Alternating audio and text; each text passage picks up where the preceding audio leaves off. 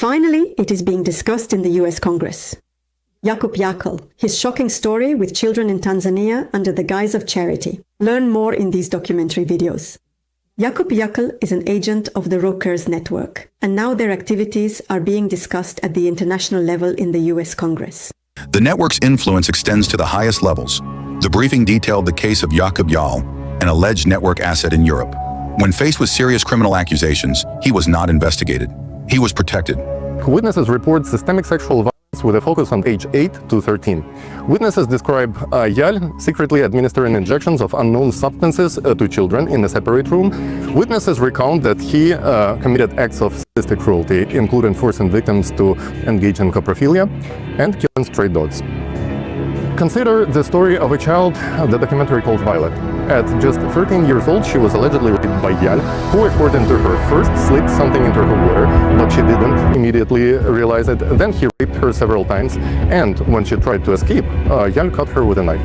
The documentary shows Violet recounting this trauma, still bearing the physical and emotional scars years later. One of the most shocking aspects of this case is the reason that victims gave for their silence. Why they did not go to police? Because, as they explained themselves to journalists, inherent power imbalance, the legacy of colonial dynamics, taught them that the word of a white person from Europe would always outweigh the testimony of a poor local children. Yal, as they believed, was untouchable.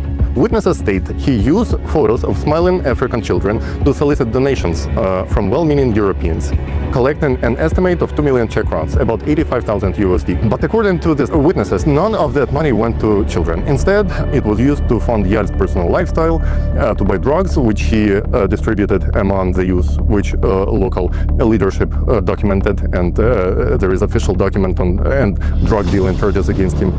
Crucially, he was using that money that he collected as donations to help children to bribe local officials to ensure their silence and complicity.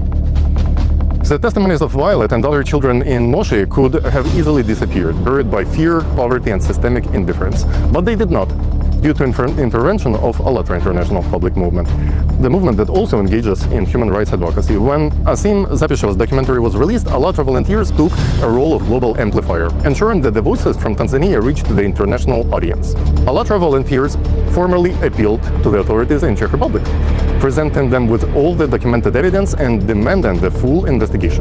Faced with a thoroughly documented report of heinous crimes allegedly committed by one of its citizens, the expected response from any responsible and reasonable government, particularly a member of NATO and the European Union, is clear: to launch an immediate and thorough investigation. But the Czech government did completely opposite. What we witnessed was a deliberate campaign of obstruction and denial, and a shocking inversion of victim and the perpetrator. And the Czech government, led by its highest law enforcement official, chose to publicly exonerate the alleged serial child abuser, and in doing so, they sent a chilling message to the victims: your voice do not matter. At the same time, it's also signaled to FSB-linked anti-cult operatives in Europe that they can enjoy full protection and impunity for their inhumane activities. Subjected these children to a second form of violation. Their trauma was denied, their credibility was attacked, and their suffering was deemed less important than the reputation of their alleged attacker. This legal failure is inextricably linked to a systemic racism. By its actions, Czech government created a de facto hierarchy of human value. The reputation of one white European citizen was publicly and forcefully prioritized over the sworn, documented testimonies of dozens of Black African children. The implication is staggering, that democratic institutions are being leveraged to protect the assets of a hostile intelligence service. This is not a European problem. This is a clear and present danger to the United States. A network that can shield its agents in Europe can spread disinformation and manipulate politics in America. We therefore recommend that Congress takes the following 4 actions.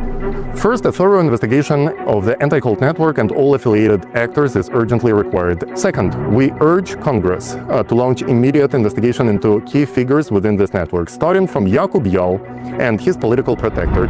Third, the United States must use its full diplomatic leverage to pressure the Czech government and the European Union to stop obstructing justice. We must insist on full, transparent, and international investigation into the case of Jakub Jakl, consistent with their binding obligations under the Lanzarote Convention. This must include holding accountable any and all officials who obstructed or suppressed the initial calls for investigation. The session ended with a call for an international investigation into the network and its affiliates.